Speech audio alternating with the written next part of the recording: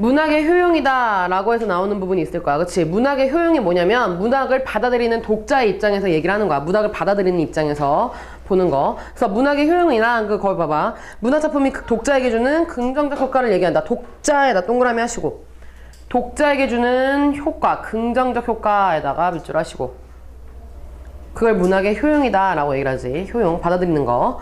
그래서 밑에 보면은 독자한테 어떤 효과를 주냐, 독자가 경험하지 못한 다른 삶을 이해하게 한다 라고 했죠. 거기다 밑줄.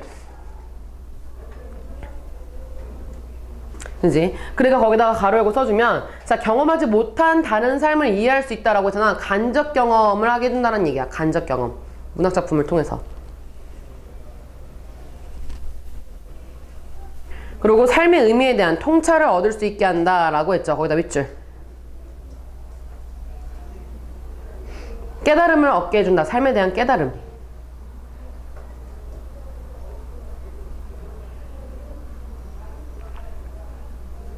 그 다음에 기쁨, 즐거움, 위안 등 감정을 정화하고 이를 통해 정서적 삶을 고양한다 했잖아. 감정 정화에다 밑줄 하시고. 그 다음에 아름다움을 체험하고 심미적 삶을 드높이는 데 도움을 준다 했잖아. 심미적에다가 동그라미 하세요. 미를 즐기게 해준다는 얘기죠. 그래서 문학작품은 독자들한테 총체적으로 어떤 역할을 하게 된다? 그 밑에 독자의 정서적, 심미적 삶을 고양하게 된다 라고 했지. 그치? 정서적, 심미적 삶에다 물결하시고 고양한다 라는 거는 높여준다 라는 얘기죠.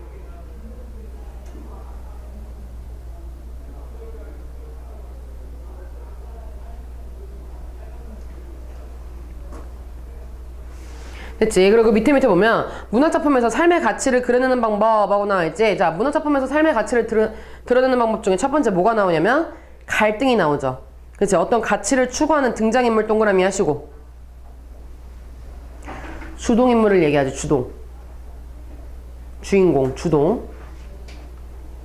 그 주동인물과 그 옆에 등장인물과 다른 가치를 추구하는 집단에다가 세모하시고, 이거는 주동과 반대되는 뭐? 반동인물들이다 라는 거지. 세모.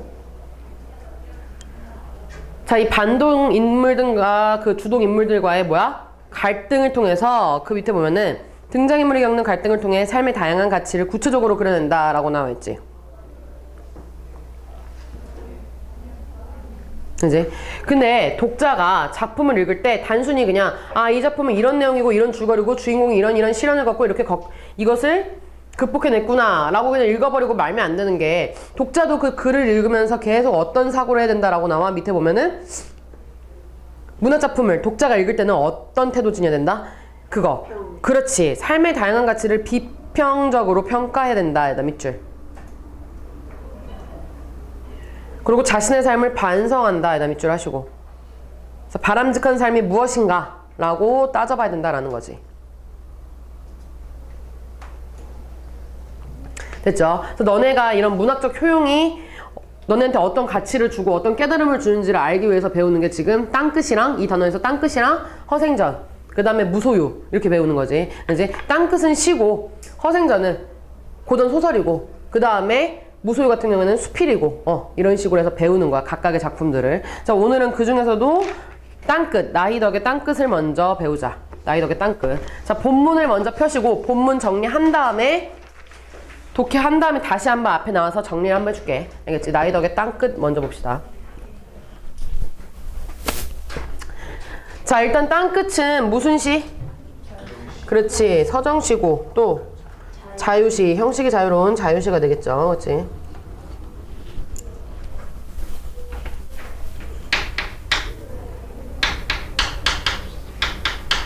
자, 얘들아. 자유시니까 운율이 겉으로 드러나 아니면 속에 숨겨져 있어? 속에 숨겨져 있죠. 그치? 겉으로 글자 수가 일정하게 맞는 게 아니라 읽어보면은 같은 단어가 반복된다든지, 그치? 같은 종결어미를 쓴다든지, 이런 식으로 의성어 의태어를 쓴다든지 이렇게 해서 숨겨져 있죠. 그런 걸 무슨 율이다 라고 얘기한다? 그렇지. 내재율이다 라고 한다는 거지.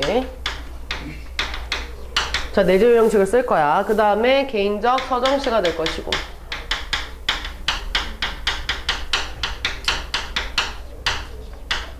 자, 개인의 감정을 다룬 서정시가 되죠. 자, 이 땅끝에는 어떤 내용이 담겨져 있는지 봅시다.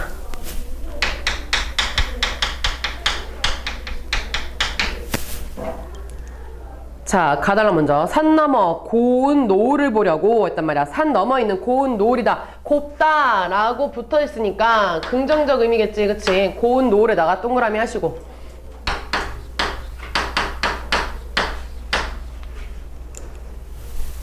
자, 여기서 말하는 고운 노을은 내가 보고 싶어 하는 대상이야. 그치? 내가 바라보는 아름답다고 생각하는 대상. 그러니까 이거는 나의 이상, 희망 이런 거를 상징한다. 그치?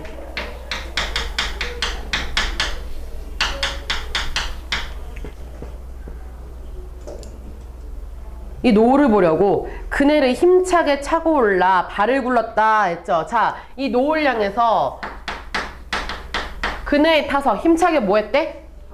발을 굴렀다 라고 했죠. 그치? 자, 그러면 이 그네 역할 한번 보자. 이 그네를 타고 내가 노을을 보기 위해서 그네를 탔다고 했잖아. 그러면 이 그네는 어떤 역할을 해주는 거야? 그치, 어떤 수단? 화자가. 그렇지, 이상을 향해 나아갈 수 있게 해주는 매개체가 되겠죠. 그치? 그러니까 그네에다가 네모하시고 별표. 그치? 그래서 이거는 화자가 이상에게 다가갈 수 있게 해주는 매개체다라는 거죠.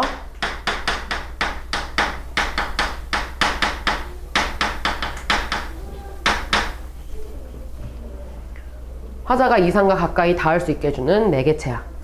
그리고 그냥 가만히 그네 서서 멀뚱히 있었던 게 아니라 열심히 자기가 발을 굴렀다 했잖아. 그러면 열심히 뭐 했다? 노력했다 라는 얘기겠지. 발을 굴렀지 라는 거는 이상에 다가가기 위한 화자의 노력을 얘기하는 거지.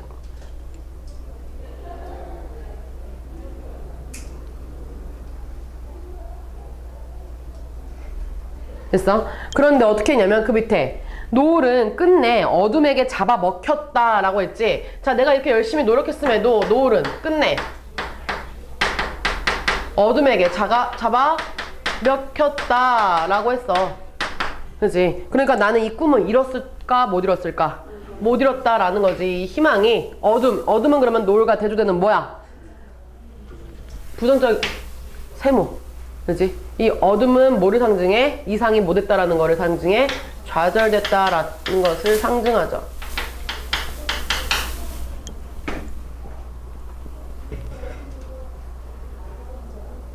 이제 열심히 노력했음에도 이상이 이루어지지 못했다는 거야. 좌절됐다라는 얘기지. 그래서 이 사람이 어떤 심리를 갖고 있었는지 그 밑에 나를 태우고 날아가던 그네줄이 라고 했죠. 나를 태우고 날아가던 그네줄에다 네모하세요.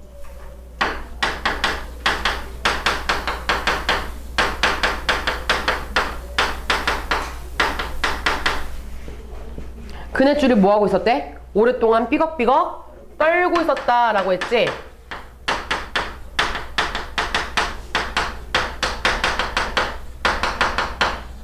자, 이 그네줄은 나를 태웠던 매개체잖아. 이상과 가까이, 그 꿈과 가까이 닿아주게 해줬던 그네줄인데, 자, 내가 내 꿈이 좌절되고 나니까 이 그네줄이 삐걱삐걱 떨고 있었다 라고 표현하는 거 뭐야? 그네줄은 생명이 있어 없어? 없죠. 근데 얘 지금 보면은 그네줄이 떨고 있다 라는 식으로 이거 무슨 법 쓰고 있는 거야? 화류법 쓰고 있는 거죠. 그치? 무생물을 생물처럼 화류법을 쓰고 있는 거지. 그런데 얘들아, 무생물, 그네줄은 그냥 삐걱삐걱 소리내면서 흔들리고 있었던 거야. 근데 그거를 나는 얘가 떨고 있다라는 식으로 느끼게 된 거는 내 마음이 지금 뭐 하기 때문에, 그치, 좌절감에 지금 떨고 있기 때문에 내 마음을 투영해서 그네줄에 투영해서 저 그네줄도 나랑 똑같이 떨고 있구나 라고 느낀 거지. 그럼 그네줄은 여기서 어떤 매개체가 되는 거야? 내 감정에 투영되는 매개체, 감정 2인물이 되는 거지. 됐어? 그치? 그래서 그네줄에다가는 화자의 감정 2인물이라고 써주시면 돼요.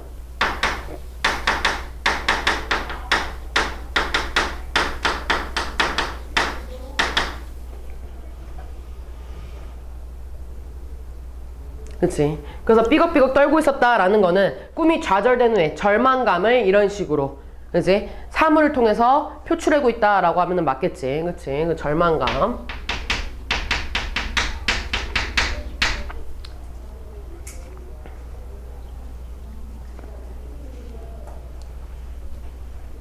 됐죠? 여기까지 끊어. 1년을 끊으면, 자, 1년에서는 지금 무슨 얘기를 해주고 있냐면, 과거에, 어린 시절에 꿈꿨던 이상이 뭐 했던 거? 좌절됐던, 그치? 실패했던 그 기억을 지금 회상을 하고 있죠. 그치? 어린 시절 회상이라고 써주시고.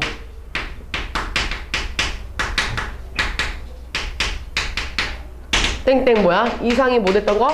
좌절됐던 거.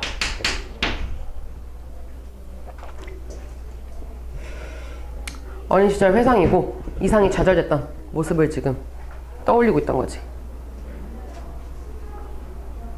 됐죠? 그 다음 년 보면은 자 어릴 때는 했어. 자 어릴 때 나 밑줄 하시고 그러니까 과거를 얘기하는 거죠.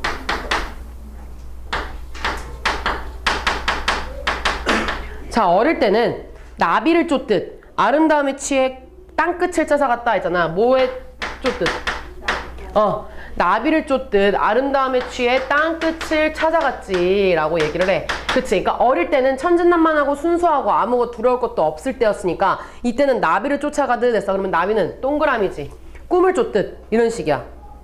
그럼 1년에 나오는 뭐랑 비슷한 거야? 시어가? 그치, 노을과 비슷한 의미지. 노을.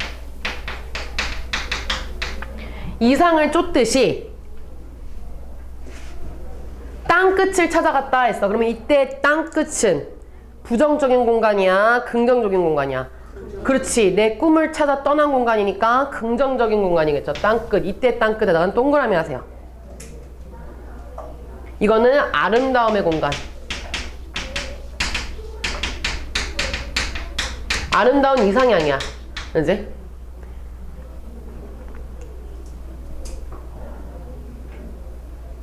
그건 아마도 끝이 아니었을지 몰라. 그러나 라고 했죠. 그러나에다 현관펜 하시고 그러나 라는 거는 앞에 내용과 뒷 내용이 서로 역접의 관계니까 여기서 시상이 확 바뀐다 라는 얘기야 얘들아. 그러나에다가 시상 전환.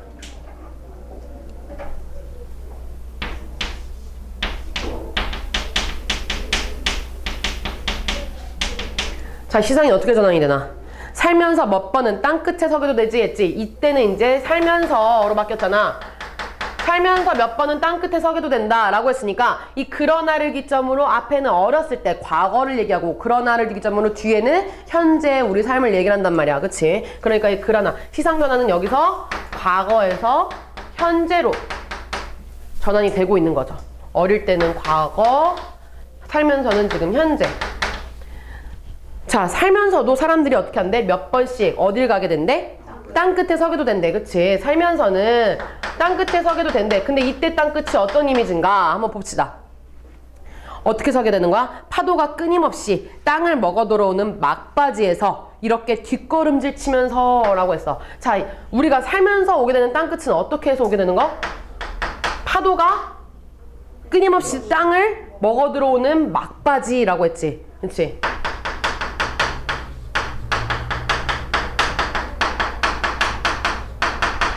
그러면서 뭐를 치면서 오게 된다고? 그렇지. 뒷걸음질을 치면서 오게 되는 곳이 우리가 지금 현재 가고 있는 땅끝이란 얘기야. 그러면 어릴 때는 내가 나비가 이쪽에 앞에 있고 나비를 내가 꿈이 앞에 있으니까 꿈을 따라가듯이 앞으로 가서 땅끝을 찾아간 건데 지금은 그게 아니라 파도가 나를 계속 먹어 들어오니까 뒷걸음질 치면서 가는 곳이 땅끝이다라고 표현했잖아. 그러면 이때의 땅끝은 긍정의 의미야? 부정의 의미야? 그렇지. 부정의 의미가 되는 거죠. 이때의 땅끝을 내가 가고 싶어서 가는 곳이 아니라 내가 오고 싶어서 오는 곳이 아니라 어떻게 하면서 뭐가 막 쳐들어오니까 파도가 쳐들어오니까 뒷걸음질 치다가 오게 되는 곳이라는 얘기야. 그러면 이때 파도는 뭐를 상징한다? 우리가 살면서 겪는 어려움. 그렇지. 시련. 그렇지. 그런 걸 겪는 거야. 그렇지. 이거는 여기서 시련, 삶의 시련과 고난을 상징하죠.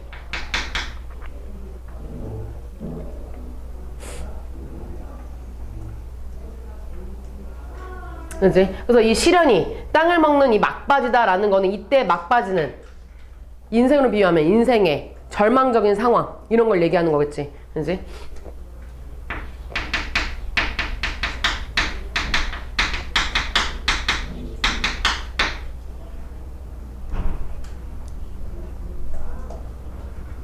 그치? 그리고 여기서 쓰인 표현법도 잘 봐봐. 파도가 땅을 먹어 들어온다라고 표현을 했어. 파도는 생물이야, 무생물이야? 무생물인데 먹는다라고 표현했잖아. 그러면 무슨 법? 그렇지. 여기 파도가 땅을 먹어 들어온다 라고 얘기하는 것도 무슨 법이 된다? 화류법이 되는 거죠.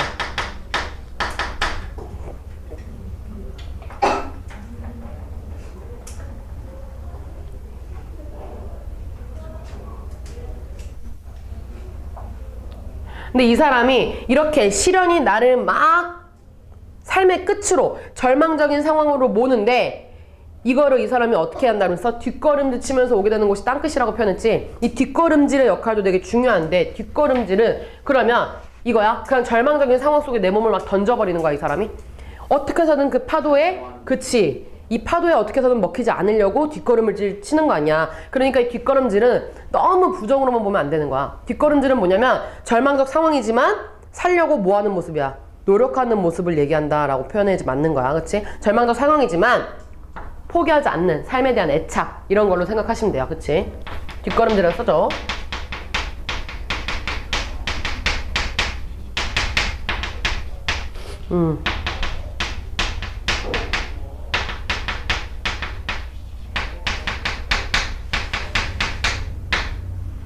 그렇지. 삶에 대한 애착이야. 이 사람이 만약에 자기 삶에 애착이 없거나 했으면은 그냥 파도한테 몸을 던졌을 거야. 아이 절망적으로 그냥 이상이고 꾸미고 아무것도 안 할 거야 하고 내던졌을 건데 얘는 그걸 어떻게 해서든 안 먹히려고 오게 된 곳이 땅끝이다 라는 거지. 끝은 뭐의 공간? 절박함의 공간. 그지? 이때 너네가 세모친 이 땅끝은 아까 말했던 위에 나왔던 아름다운 이상향의 땅끝이 아니라 내가 직접 찾아갔던 땅끝이 아니라 이제는 뭐야? 절망적인 그치 삶의 공간이 되는 거죠. 세모친 데다 써줘. 절박한 삶의 공간.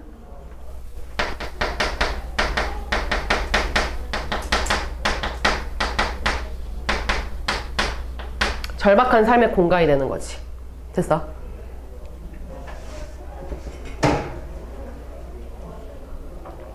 됐어. 맨 마지막. 그래서 여기서는 여기까지 끊으면 자 여기까지 끊어. 이 연을 끊고 자 이 이연에서는 지금 무슨 얘기하는 거야? 힘겨운 삶에서 느끼는 절망감을 얘기를 하죠. 그치? 그걸 써줘. 힘겨운 삶에서 느끼는 절망감.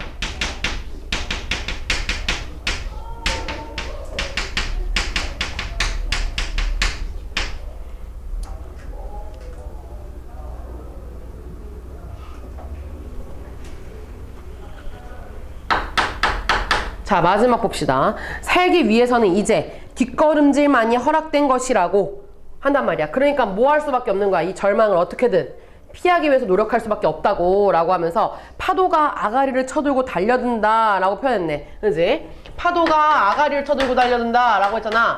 그럼 이것도 무슨 법 쓴 거야? 그렇지. 화류법 써주세요.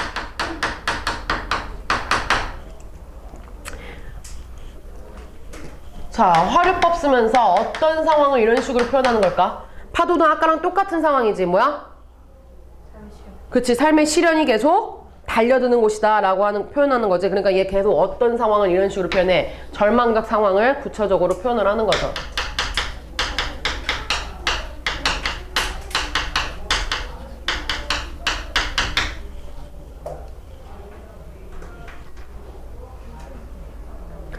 내가 직접 찾아 나선 것도 아니었지만 끝내 발 디디며 서 있는 땅의 끝 했단 말이야. 얘들아 그러면 이때 땅의 끝도 동그라미야 세모야? 세모지. 그렇지. 세모 치세요. 이렇게 달려드는 곳으로 내가 찾아간 것은 아니었지만 결국 오게 되는 이 땅의 끝. 이 땅의 끝도 그러니까 세모의 공간이지. 그지? 이거 위태롭고 어떤 상황? 절박한 상황.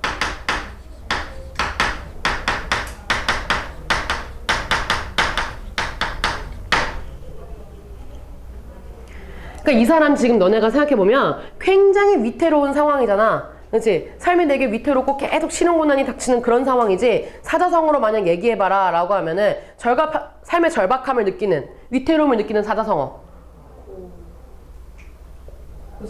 고진감래는 아니지. 고진감래는 고생 끝에 뭔가 좋은 게 오는 건데 고진감래 아니지. 이거 내가 선생님이 얘기했잖아. 그거 바람 앞에 등불 위태롭지 않아? 맞아 풍전등화. 그렇죠. 풍전등화.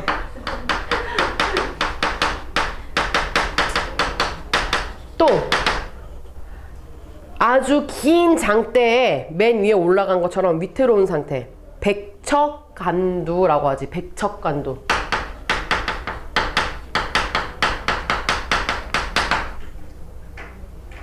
백척간두. 이거 되게 삶이 막 위태로운 상황을 얘기하는 거야. 같은 뜻으로 많이 쓰인다. 알겠니? 너네가 생각해봐. 아주 긴 장대 위에 올라가 있다고 생각해봐. 위태롭잖아. 백척간도. 그래서 품정등화. 근데 만약에 목숨이 위태로운 상황을 표현할 때는 명제경각이라는 표현도 많이 쓰죠. 명제경각. 그 뭐야, 목숨이 시간과 초를 달린다. 경각. 그래서 명제경각 이런 식으로 얘기한단 말이야. 그렇지? 근데 여기는 명제경각까지는 아니야. 이 사람은 그냥 삶의 위태로움을 얘기한 거니까. 그래서 이 사람 지금 계속 실험과 고난 때문에 어쩔 수 없이 이 절박한 상황인 땅의 끝까지 왔어. 그런데 라고 또 하는 거 뭐야? 또 그런데가 나왔지. 그러면 또 뭐가 일어나는 거야? 시상 전환이 또 일어나는 거지. 그런데에다가도 또 네모하시고 또 시상 전환이 일어나죠.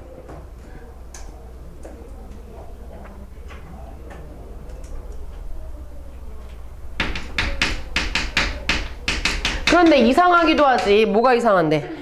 위태로움 속에 아름다움이 스며있다는 거 냈지? 여기다가 형광펜 쫙 치세요. 자, 그런데 이상하기도 한데 뭐에 뭐가 숨겨져 있다?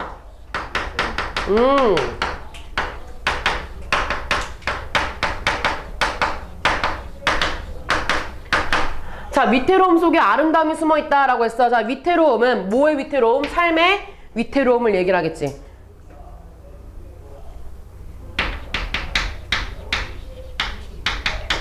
삶의 위기 속에서 뭐가 있다? 아름다움이 숨어져 있다 했잖아. 그럼 뭐를 발견할 수 있다는 거야? 희망을 발견할 수 있다는 것이 이런 뜻이야. 일단 여기다가 내가 형광펜을 왜 치라고 했을까? 이거 지금 보면 한 문장에 긍정, 부정, 말이 앞뒤가 맞아 안 맞아? 위태로움 속에 아름다움 말이 앞뒤가 안 맞지? 무슨 법이야? 그렇지. 역설법 쓰고 있으니까 중요하다는 얘기야. 알겠지? 무조건 나오겠죠. 무조건 나와. 역설법 찾는 문제 무조건 나오겠지.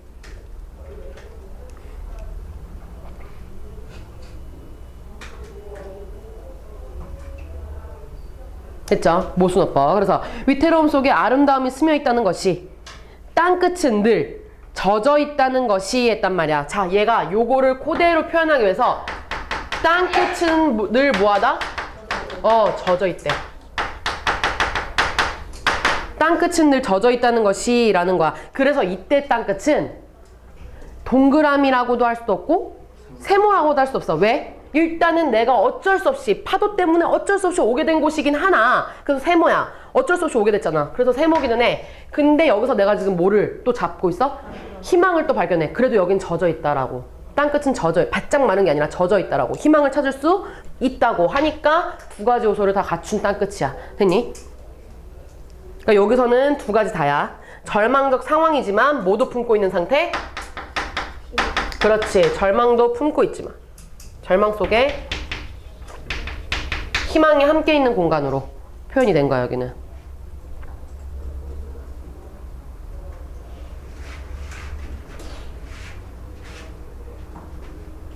속담으로 치면 그런 거지. 하늘이 무너져도 솟아날 꾸명이 있고 이런 거. 아무리 절망적이라도 그것을 극복해내는 희망은 늘 발견할 수 있고 이런 것들. 그치? 그런 거 이 사람이 이런 식으로 표현을 한 거야. 땅끝이 늘 뭐하다라고. 젖어있다라고. 그치? 그러면서 그걸 보려고 또 몇 번은 여기에 이르리라는 거 내다 밑줄. 그걸 보려고 또 몇 번은 여기에 이르리라 라고 했지. 몇 번은 다시 여기로 오게 될 거사 라고 했잖아.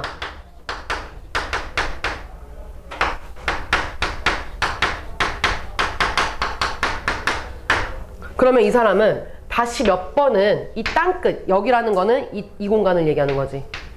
절망과 희망이 다 섞여있는 이 땅끝에 다시 오게 될 거야. 하지만 나는 이거를 오게 되더라도 다음번엔 뭐 할 수 있어? 또 지금처럼 희망을 발견하고 극복할 수 있다 라는 식으로 안에가 숨겨져 있는 거야. 그치? 그래서 여기서는 어떤 게 상징적으로 보여준다? 그래서 여기서는 그래서 뭐가 들어있냐면 살아가면서 또 절망에 빠져도 그것을 극복하게 될 거다 라는 식의 긍정적 삶의 태도죠. 써줘.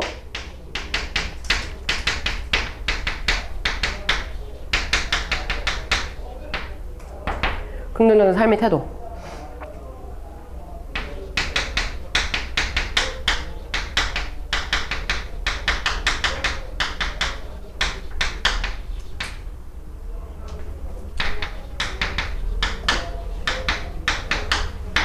절망에 빠지더라도 그것을 다시 극복하게 될 것이다라는 그런 긍정적 삶에 대한 인식이 마지막에 들어가 있죠. 됐지? 그지? 그래서 요거 땅끝은, 그래서 제목인 땅끝은 두 가지 중의성이 있는 거지. 그지? 이상향을 향해서 나아가는 긍정, 아름다운 공간의 땅끝, 아니면 살면서 겪게 되는 절망적인 공간의 땅끝. 그리고 이 두 가지를 다 가지고 있는 땅끝의 의미가 다 숨겨져 있다라고 보시면 돼요. 됐지? 그래서 이거 아까 우리가 막 정서적 효용, 심미적 효용 이런 거 배웠잖아. 그러면 이 땅끝을 보면서 우리가 느낄 수 있는 효용 한번 보자. 독자 효용.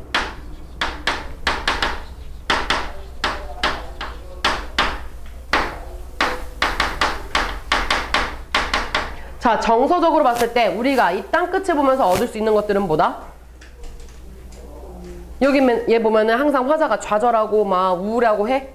아니잖아. 힘든 상황 속에서 그걸 뭐 하려고 해, 화자가. 극복하려고 하지, 그치? 그러니까 우리도 그걸 보면서 뭐 할 수 있어? 삶에 대한 희망과 용기를 얻을 수 있고 위로를 받을 수 있고, 그치? 그래서 감정을 뭐 할 수 있다? 정화시키는 역할을 하죠. 그치? 화자의 모습 어떤 거?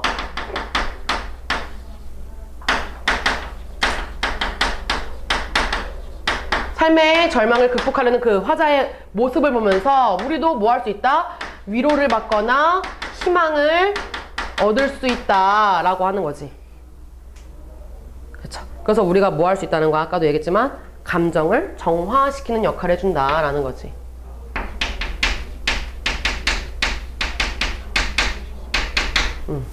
우리는 이 땅끝이라는 시를 읽으면서 감정이 정화돼.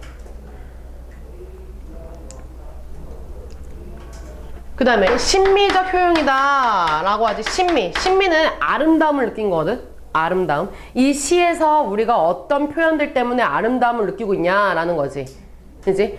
그 그림 같은 거는 눈으로 보고 색채라든지 구도라든지 이런 걸 보면서 아름다움을 느끼는 건데, 시나 소설 같은 경우에는 여기 쓰여진 표현법이라든지 단어 같은 것들, 그지? 그런 것들로, 어휘 같은 걸로 아름다움을 느낀단 말이야. 여기서 두드러지게 사용된 여기서, 그렇지, 두드러지게 사용된 표현법 보면은 화류법도 있을 거고, 근데 화류법은 단순히 그냥 의미를 그냥 표현한 것 뿐인데, 여기서 너네한테 주제를 강조하기 위해 썼던, 그렇지, 중요한 표현법이 뭐였어? 역설법이었죠. 그치? 그래서 우리는 위태로움 속에 아름다움이 숨어져 있다라는 저 모순어법, 역설법을 통해서 아름다움을 느낄 수 있다는 얘기야. 그치? 그래서 심미적 효용이다라는 거는 역설법.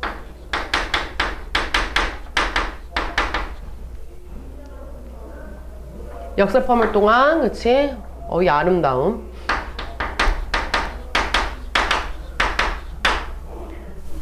표현법의 아름다움 같은 걸 느낄 수 있다라고 할 수 있죠.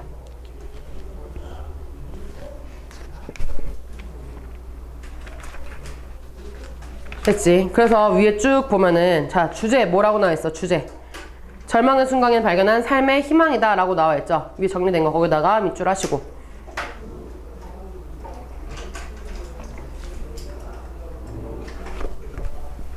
그 다음에 얘 지금 보면은 무슨 체 쓰고 있다? 혼자 얘기하는, 그렇지, 독백체 형식 쓰고 있다라는 거죠. 독백체.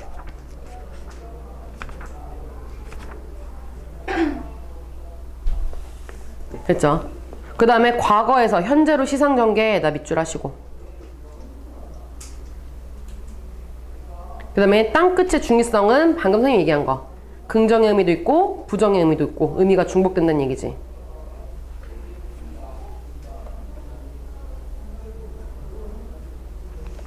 됐죠? 그 다음에 특징에다가 하나만 더 써줘.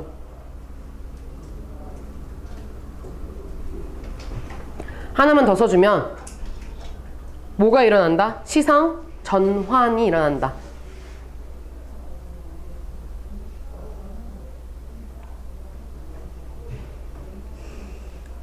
그 다음에 또 뭐하고 뭐의 이미지 대비가 일어나냐면, 얘들아 봐봐, 밝음과 어둠의 이미지 대비가 일어난다라는 거 있어. 그치? 그거 써봐. 밝음과 어둠의 대비.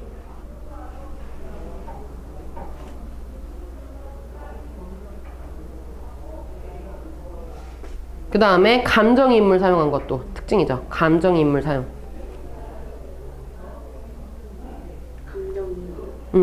감정인물 뭐 있었지? 그네줄 있었죠. 그 다음에 운율은 뭐 때문에 일어나는 것 같아? 있어서 그렇지. 맞아. 뭐뭐 했지. 했잖아. 그러니까 뭐뭐 했지, 뭐뭐 했어가 항상 문장 끝이 동일하게 끝나지. 그런 걸 뭐라면 동일한 종결 어미. 동일한 종결 어미를 반복해서 운율을 드러낸다. 동일한 종결 어미.